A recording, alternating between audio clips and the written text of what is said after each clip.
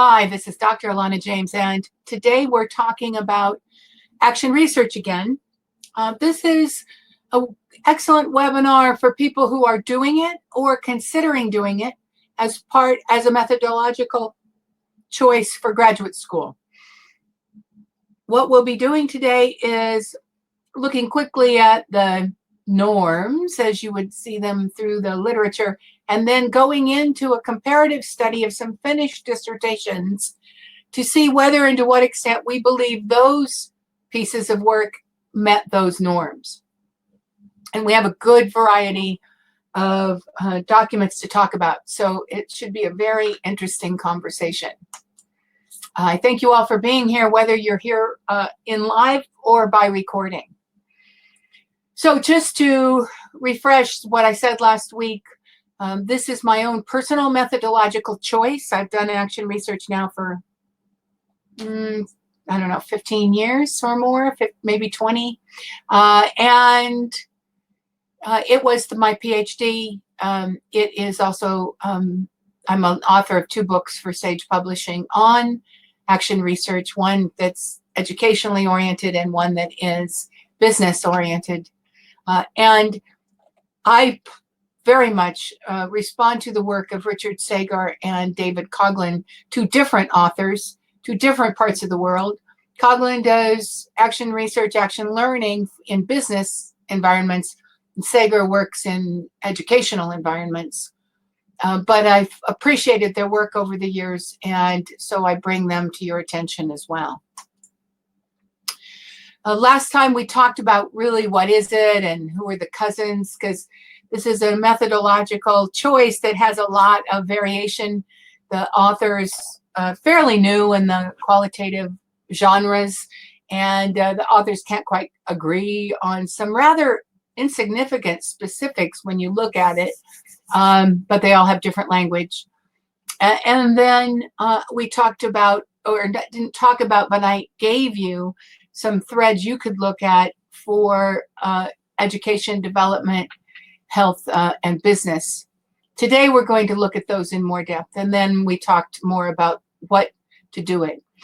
For both this and for the last one, there is a Woo Clap where you can go now or anytime during this presentation and ask a question. It's wooclap.com/action research. There are some questions there already, and when it's appropriate in this conversation, I'll go and look to see if we have some new ones that have come in.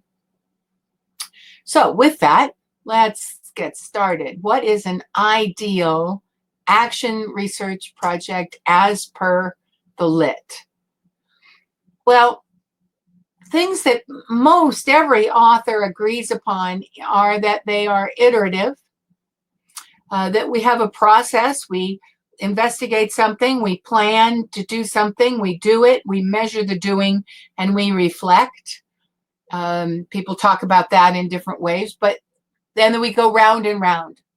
So we might go into something we want to investigate, and our first round might be investigation. So we'll look to see what others have done in similar area. We'll plan that we're going to investigate this way. We'll do that investigation and measure the results, and then we'll reflect on whether it took us where we wanted to go, and then we'll do it again. Those are generally referred to as rounds, and you don't have to write your final graduate work in a chronological setting, but it can be done, and it's easier for your reader to actually understand the process if you keep the fact that it's iterative in mind as you write. Generally, those things are agreed upon. What's not as widely agreed upon is whether or not reflection with an X is also required. But in the when I was coming up, it was very much expected that an action researcher would be reflective on what just happened, but also reflexive with an X on what our portion of that result was, because the theoretical basis for action research is that we are actors in our own world, and therefore we're actors in the research, and we have influence. So we need to consider our own influence. That's a philosophical, theoretical opinion that most action researchers around the world, when you go to conference, it's widely accepted. Okay, now, given that that's kind of the how it's done, today, the real deep discussion is about what does it look like at the end in a graduate format. Because all of you are either master's or doctoral students needing to research something, and the advantage action research gives you is that you can actually work towards a result. Well, you can't do that in any other kind of research. You're hogtied, I would say, to only studying what has been, what people's opinions were of what happened to them, if you're qualitatively based, or putting out surveys about what we know about things to see if other people agree, or other forms of quantitative evidence. But only in the action fields can we say, I really want to do something about this. Let me research it as I do it, and be able to report on the results. That's to me what makes this brilliant. So I went to ProQuest Open, and I pulled out a series of links, which were, I believe, here in the slides. No, maybe it's coming up in the slides. You'll have copies of these slides. Here are the 10 that I pulled, and I have I've written them up. So now you should have a spreadsheet open, because this slide will stay there for a long time, and you just need to be looking at the spreadsheet. Now you can get to that spreadsheet by going to handouts and downloading it if you're in the room, or you can, if you're watching by recording, you can click on the link in the PDF, and I think you might be able to click on the link here.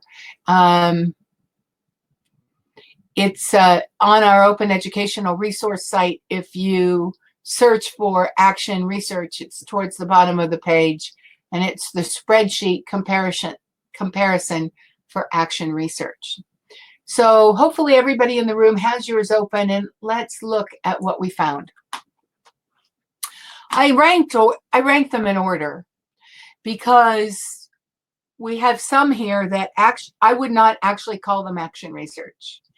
And we have some here that really meet the criteria very well, and a few that are kind of in between. And so let me talk through how I would look at them only from the point of view of their being action research. I'm not investigating whether or not they're good research. They may be, in fact, these are all graduates, so they passed their committees.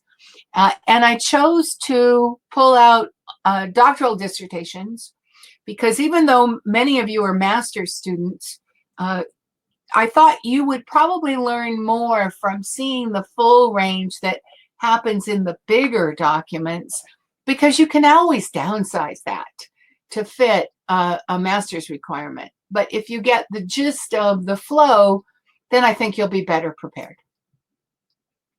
Okay, so the first one, it was investigating leadership in healthcare.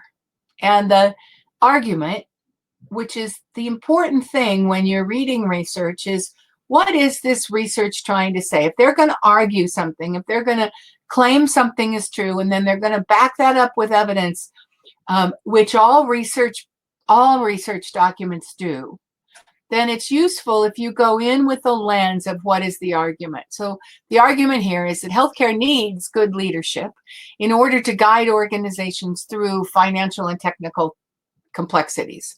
And I think most of us would agree with that. So the approach here was many leadership development processes that this author took people through, which were recorded and evaluated. The what happened, and this is where we really see the action research part of this, is that this author did 5 cycles of leadership development. So iterative, yes. They included different things: workshops, inquiry groups, periodic meetings with administration, one-on-one dialogues, and then there was personal reflection. So a number of things went on in the iterations over 2 cohort groups. So same things, basically the same things, 1 group of people, basically the same things, 2 groups of people. And the outcomes were that the author grew in her reflection. She talked about she or he, I think she, but they talked about their own growth. And then the leadership development process grew as well, became refined, and they had some good results from some of the participants, which were worthy of discussion. So was there evidence of iteration here? Yes, there was. There is. Is there evidence of reflection? Well, reflection with a CT definitely reflected on the outcomes and what went on. Reflection, not so much. But that could be because some universities are very anti conservative, let's say, in the idea of whether or not you can write from the first person and whether or not that should be included in research. So depending on the norms of the university you are in, you might reflect with an X, but you might not write it in your final document. Okay, so excellent idea. And leadership in healthcare. You can see this person was part of a initiative, and the research was done on her own practice as she grew as a leadership trainer with a couple of cohorts. The second one is social epidemiology in public housing. So the need here, the argument here is that healthcare needs need to be looked at from multiple points of view. And I'm not saying this well. Public housing is difficult for residents to attract and do the right things with healthcare. Their lives are complex. Healthcare has its own systems. They do or don't go together well. So there's been a lot of scientific research on the fact that social epidemiology points out that at different income levels, people have more challenges accessing healthcare and behaving well within its norms so that they get the most out of healthcare. So that's what this one is about. Its approach was to train a sample of public housing residents on one of 3 new options. So this person developed some social media, some ICT, that was help the information growth for health in public housing residents, train the residents how to do it, and then track the results. So they developed, introduced, and field tested 3 interrelated nested concepts, and then and each of them, and then they taught the people how to do it, and then they listened to the people about how it went and whether or not it fit their worldview and whether or not it was the right thing for them. They acknowledged the fact that there are cultural differences between the researcher and the people in public housing, and they modified the result of their ICT in order to democratize, to be better for the people in public housing. So that's why the note is a people's social epidemiology. The author is seriously working to not layer over other people's lives an answer, but rather produce a possible answer, see how it goes, and then work on the result. There was no particular evidence in the document itself of either reflection or reflection.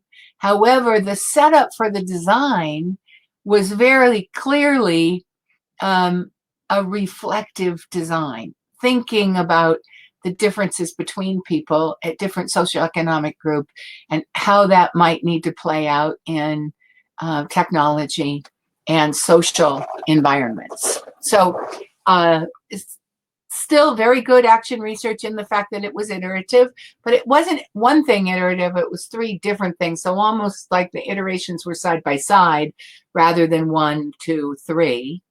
And also this ethic of people need to work together to come up with the right results for everyone.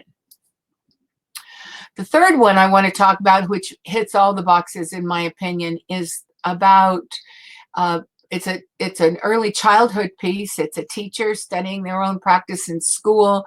Her children and her students are just coming into school, not necessarily speaking the dominant language, and also from the very beginning pointing out not understanding or relating to the dominant educational culture.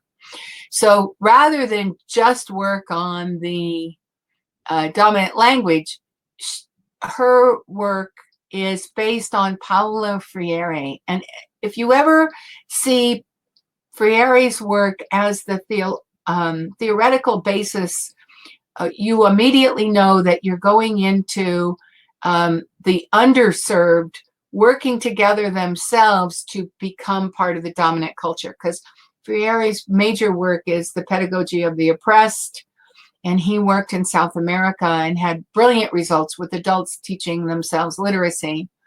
And he theoretically is the man that if this is the theoretical base, then it's about working with different classes of people to be able to function well in the dominant culture. So she's doing that. She has that theoretical base within a classroom, 2nd or 3rd grade, I think, young.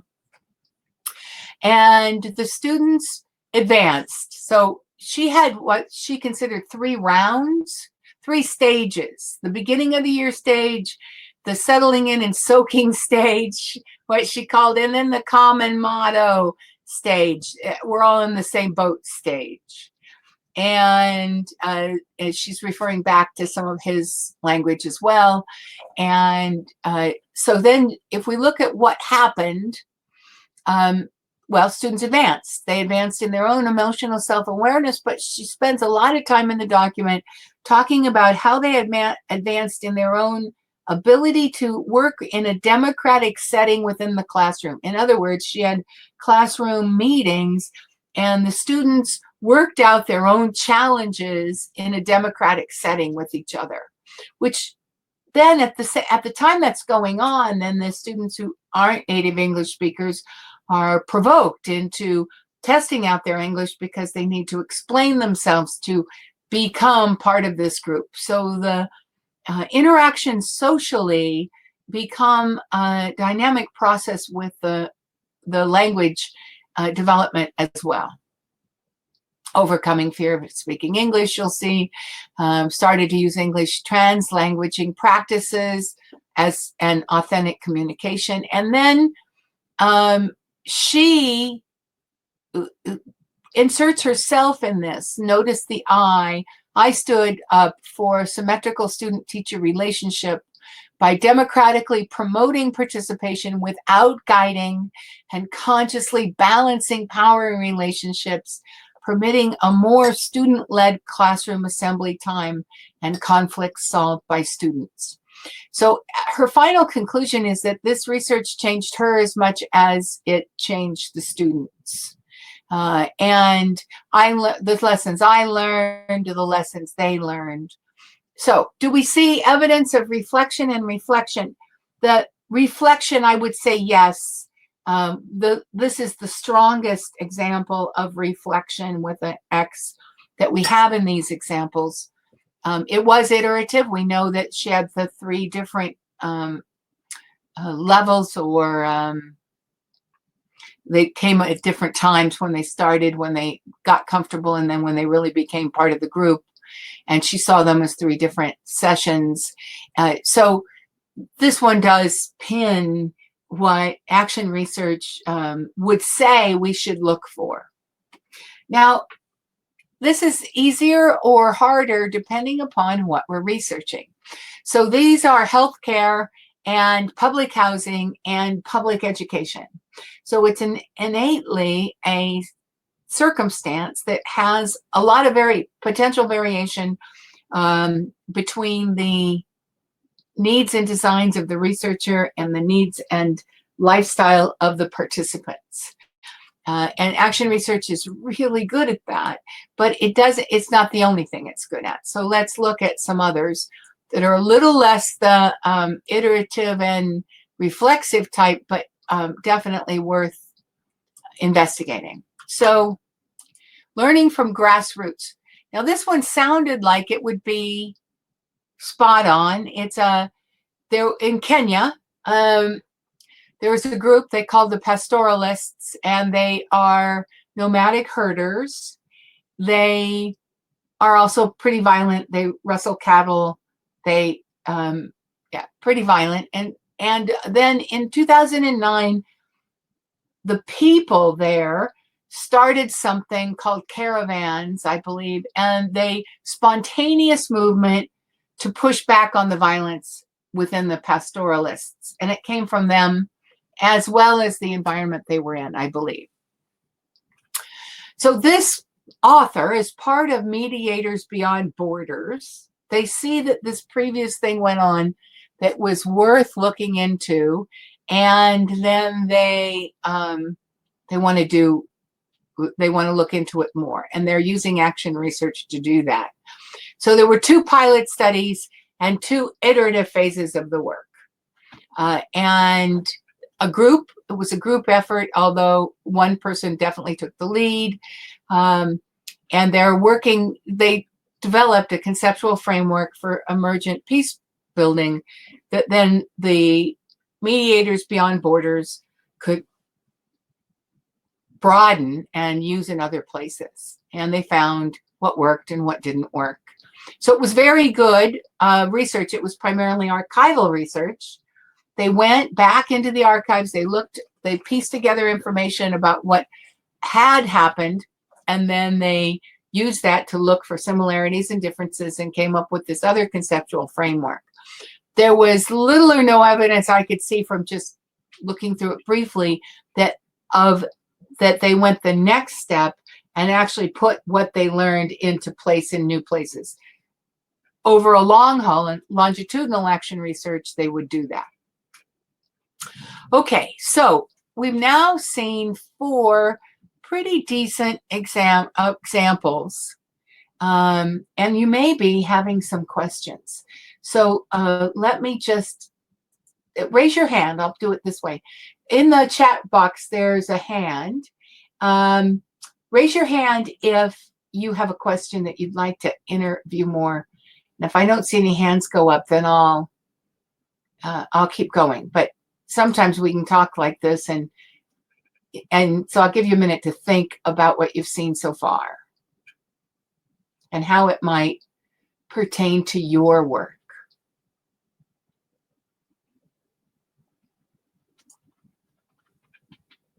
Any questions?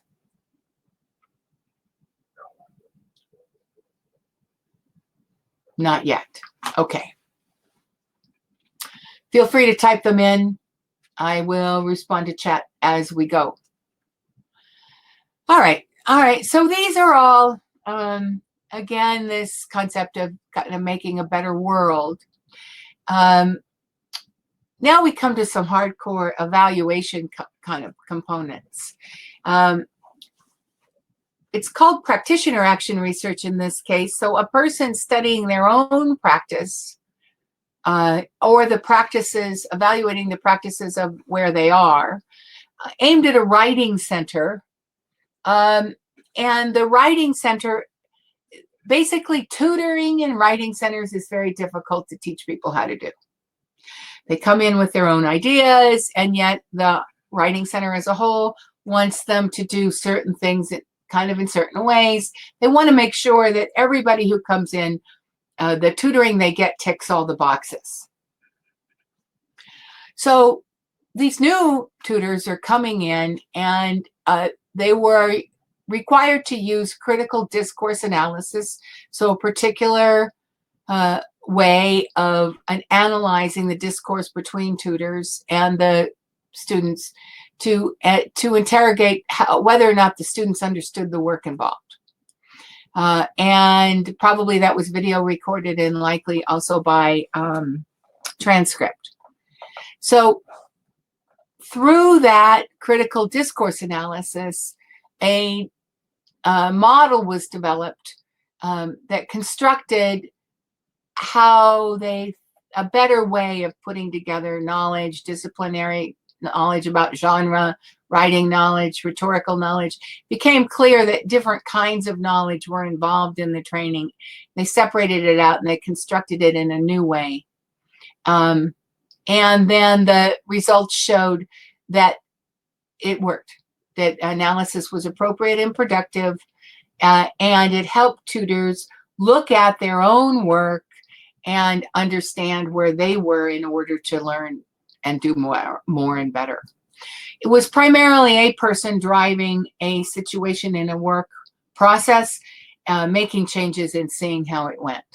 So was it iterative? Yes, there was the first iteration of the critical discourse analysis that this person did, and then developed the construction and then helped other people do it. So there's a couple of iterations there. No evidence of either reflection or reflection.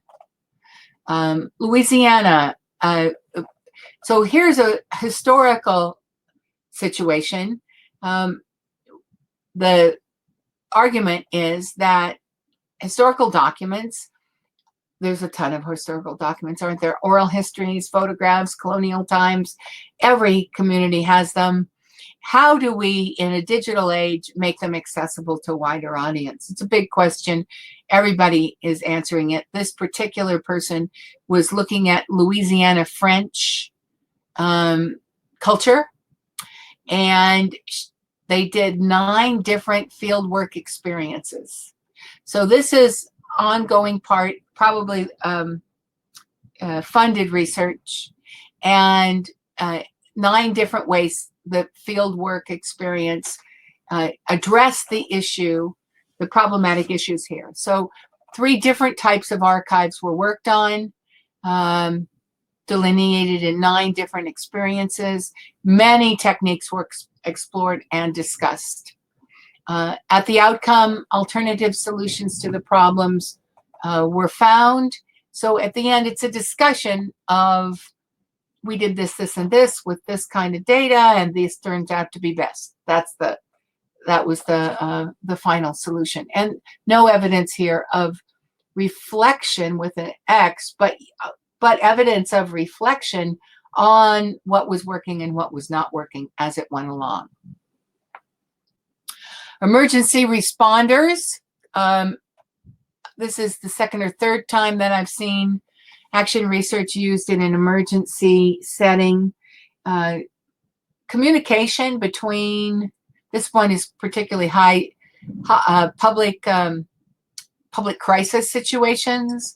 I've also seen it used in emergency health responders, and basically, it's if we're going in an ambulance and we want the communication between what happened when the ambulance driver picked us up, what they did, how we were in the ambulance, passed off really well to the hospital, because then those people go away and other people take over.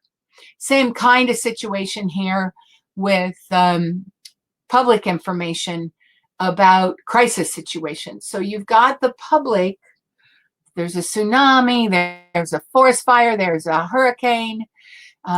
You've got the public responders doing work, needing people to understand things. And then you've got the people at large using social media, trying to figure out what's going on and reporting things. And so the question here was whether or not the emergency responders could invent ways to be better with the public information side of the work. This work went on for 4 years, so you can see the importance of it. For 4 years, first part, the writer was studying it, and then later, after studying it for a while, became a collaborative partner in these processes and helped make suggestions about what could be done based upon the first research, and then reports back on whether or not those changes were successful. Ideas, therefore, so the first part's a case study, and then they were implemented in a lot of situations. And the model of what's possible expands in each term. So communication protocols get developed, and then they get worked on. So it's a feeling of ongoing growth and development. Again, not particularly reflexive, but growth and development, which is what we look for. I'm going to, now we're getting into 3 that are, I would say, kind of so-so. The reform within the feminism at the university is a twofold project. The author calls it insider action research and pins it back to Coghlan. Coghlan was developing within management situations. And so basically, I work at a university. I'm a counselor. I'm doing particular kinds of counseling. And so this research has 2 movements. One is that I have a research journal. So it's very reflexive, I guess. And I should have put a yes in that one, evidence, because there's a lot of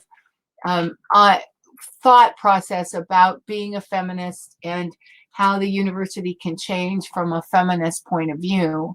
And then the second part of this is using grounded theory and making sense of the paradox of the system of being an educator and being a feminist and wanting things to be one way, even though in education they were very different.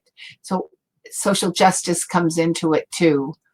But a good portion of the work is actually about the counseling efforts, because the other side of what this person wants to do is show the EP framework in counseling and show how it works to other counselors. So here's the challenge I think is going on. And as graduate students, you might find yourself in that challenge too.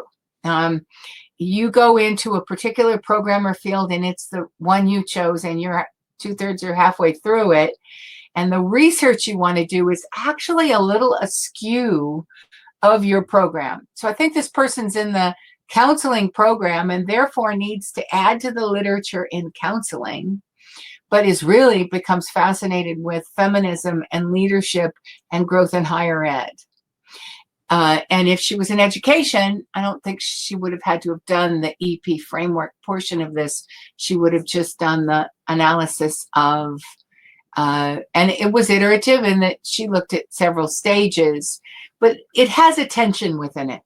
And I'm just going to say that it's not the worst thing in the world for a graduate outcome to have a tension, but it puts you in a hard place when you have to write it, because the easier pieces to get through to graduation are the ones that are A + B = C. Your background, your lit, your methods, you do your research and it's done. In this case, there's some tensions, and that's why I put it towards the bottom of the program. This next one says it's an action research collaborative between psychotherapists and doctors, but absolutely nothing in the entire document, except for the title, makes me think it's action research. Psychotherapists were surveyed as to their collaborative efforts, and then they were questioned about, there was a focus group and they were questioned about their familiarity with integrative or non-pharmaceutical approaches. Those data were reported as results and findings.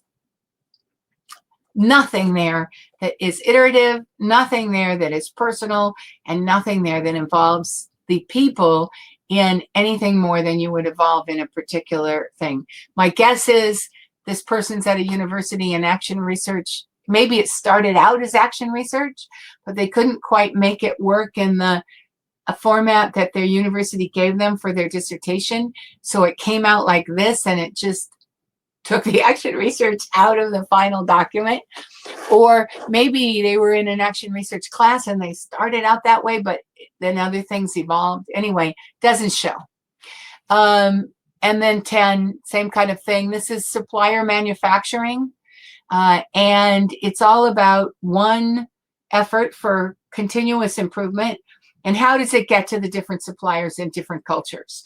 And if you were working with suppliers in Canada or the United States, probably they were more open for you to come in and help them with their quality assurance measures.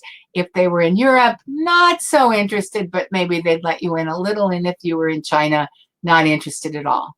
And so it tells the story of the interviews that were conducted and the survey with suppliers. But again, nothing there that couldn't be done with a case study or some other format.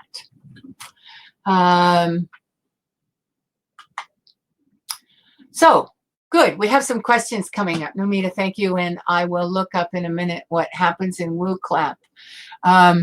Can you clarify what outcomes need to be defined prior to the beginning of the study? You clarify what outcomes you hope for, and then you do the work and you either get them or you don't. So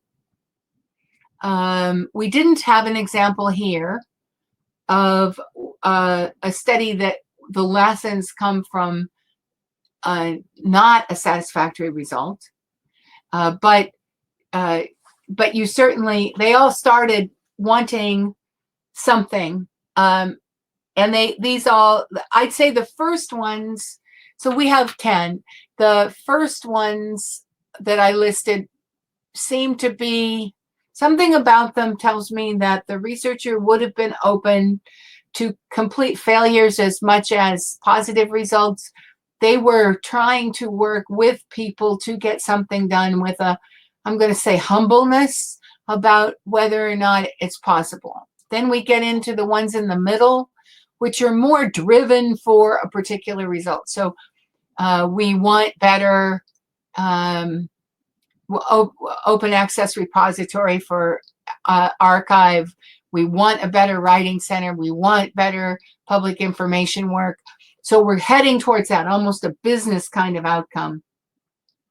We get as far as we get, we report on that, but less likely to be, geez, this didn't work at all.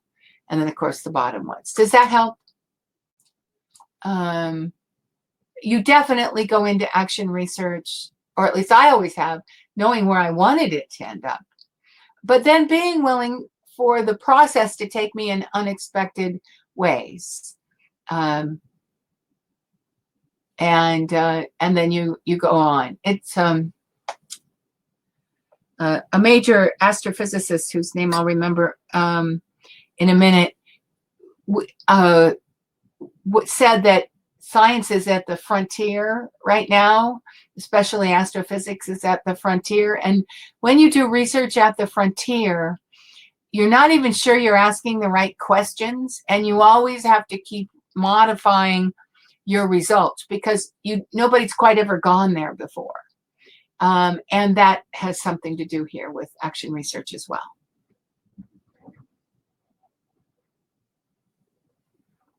while you're all thinking. Apologies, there's a lot when you do a cross-comparative study like this, a lot of things come to you at one time.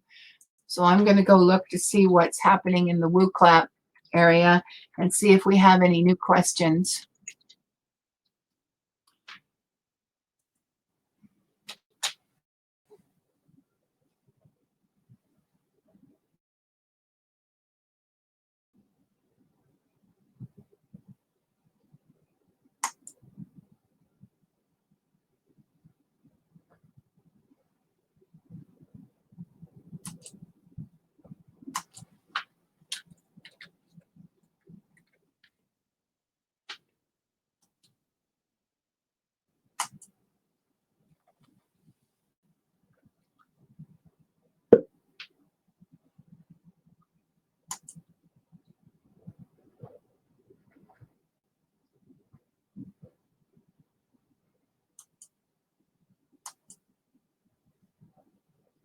And we do.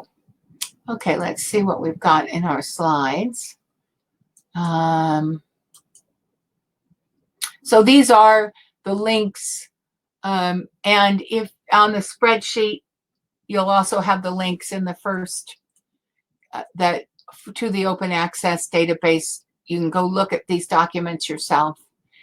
If you're planning on, I strongly recommend that if you're doing action research for graduate work, you plan the document you're writing into from the very beginning. Smart process is to go find models in your field, read them, analyze them like in a format similar to this, figure out where you want yours to be going, and then lay out a Word doc that has headings that kind of get there, and keep revisiting where you are going in your final documentation as you go through the process. Because unlike other research processes where you can come at the end and you can look back and you can say, oh yeah, let me go just write it up because here are my results. A whole portion of your results come from the process of doing the work. And it's easier to capture those notes in data and in documentation and know where you're going to put them in your final document as you go along than it is to figure it out at the end. So hopefully that's a leg up for some of you. So the ones we had last week were, as far as I'd gotten, do you have to work with others? No, you don't have to work with others. But you need to take, in the iterative process, you need to do something that is more than you would do if you were on your own. So what do I mean by that?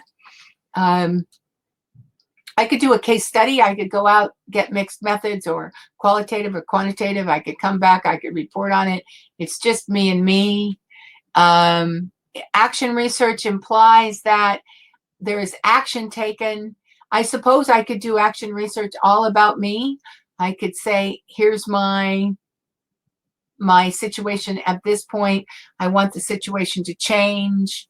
I am going to implement these things. I'm going to track how I did them, and then I'll go about and a report on that. But it's a rare instance that it's just you involved in something important enough to do action research on.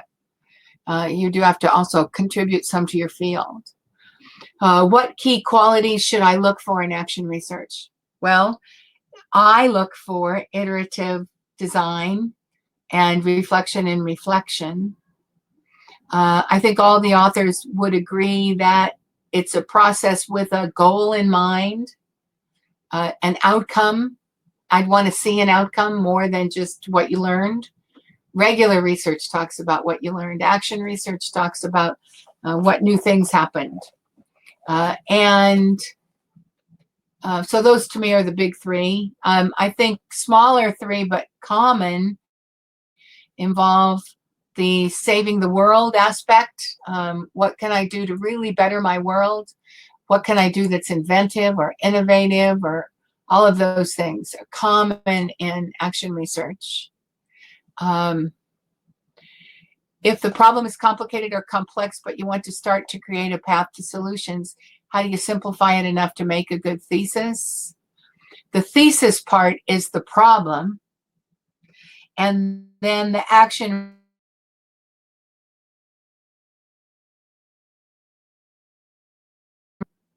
that helps you do the simplification. Then you do a round where you're planning the implementations, and maybe 3 levels, two or 3 rounds. If you're a doctoral student, it'd be 2 or 3 rounds of try it, see how it goes, see what happens, do it again, try it. So iterative process that helps you grow, and through the growth of that, the complexities will become obvious. So you don't have to study the complexities here. You can go ahead doing the best you can and let the complexities be part of your the things you learn more about as you go. The advantage, of course, is that it's a research that it lets us plan the forward motion. Lets us get something done other than looking at what has happened in the past.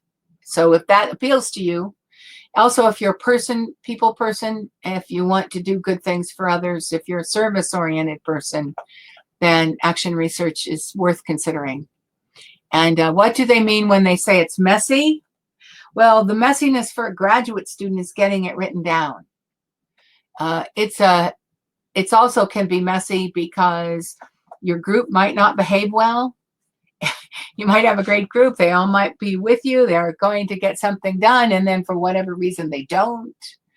Or you're doing work in a manufacturing plant, and a new boss comes in and makes changes that change the whole process as it goes along. All of those things happen, and because you're looking forward, those things get messy. Whereas if you're researching what happened in the past, it's the past. It's all tight. You can box it up and talk about it. But action research, not so much. Okay. Are there questions? I will have a few news pieces as people in the room may be mulling it over and coming up with something else. But for those of you watching by recording, newsletter went out last week that told you all about all of the webinars. So please make sure you're getting our emails. And if you're not, write to Siobhan, SIOBHAN @pd.education. If you ever feel like you're not getting all the things you want from us, please do that. If you're having issues, and it can happen a lot in the springtime, especially as the weather gets nicer, keeping yourself motivated for your graduate work with everything else you have going on, perhaps the best thing you can give yourself is a subscription to our Monday motivation emails. They answer questions other students have asked. They throw on a motivational something from us or from other people. If you have writing issues, and you want to face them quickly, easily, then I'd suggest you opt in for the 10-day academic writing boost. It's 10 short videos that Professor Maria did about academic writing, and each one of them geared to help your writing get better faster. And if you're in that mode with dissertation or thesis work, and you want to hear the news specifically geared towards what we do for that particular challenge, please opt in for the PhD Scholars Group. We have a lot going on there this season. So that's our news. Coming back, what questions have we got in the room? You might want to help me out by telling me what it is you're studying or thinking about studying with action research. And then we can chat for a few minutes. We still have 7 or 8 minutes. And I'm happy to give help or insights or ideas if you want to talk about your own process. And if not, and you want to say goodbye, that's fine too. Thank you for coming.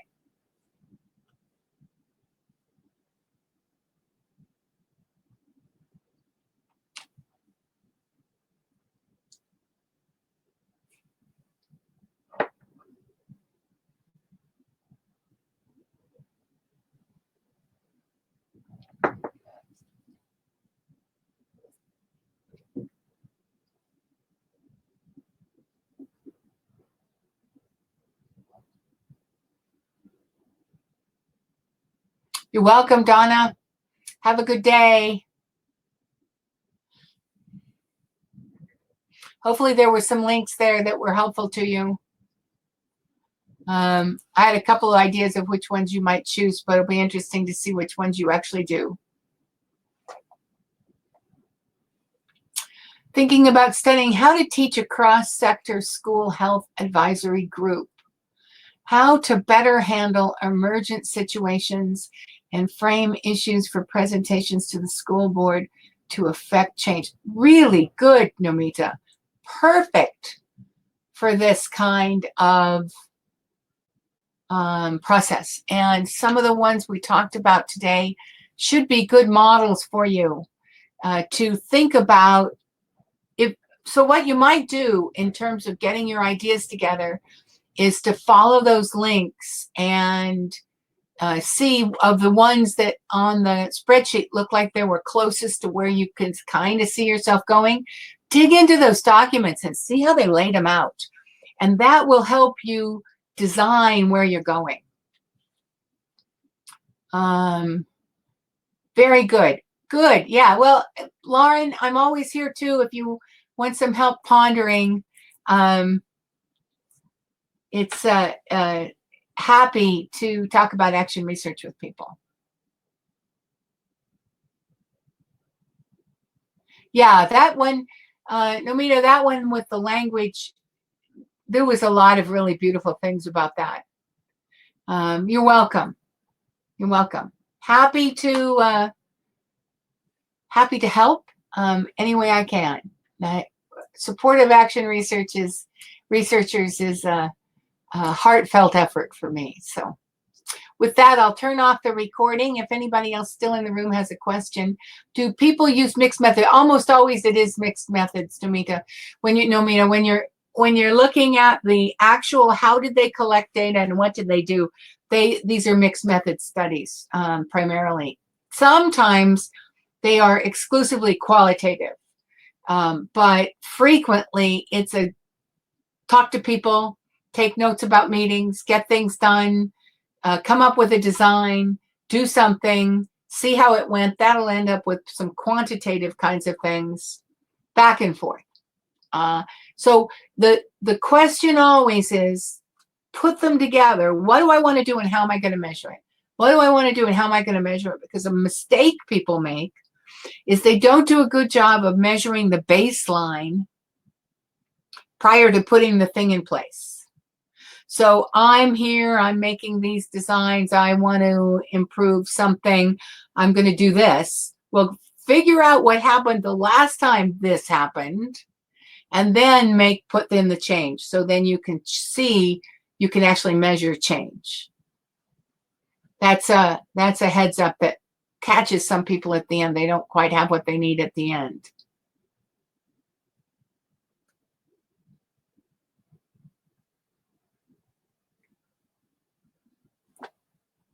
While you're thinking for a minute, I'll say goodbye to anybody still watching by recording.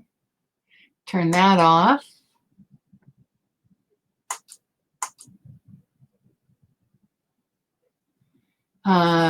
Good. Yes, the lingo. Don't get caught up so much in the lingo. Be able to discuss it in a very straightforward fashion. I'm going to do this. It's going to go this way. Hold yourself to the standard of being able to tell your grandmother what you're doing. Then later on, we can always change our language and upgrade it to meet academic standards if it's necessary. But the first thing with action research is you should have a clear idea of what you're going to do when. You should be able to put it in a calendar.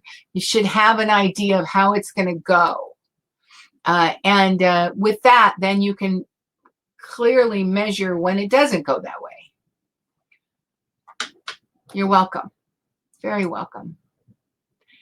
And with that, I will stop the recording. Thanks for everybody that came.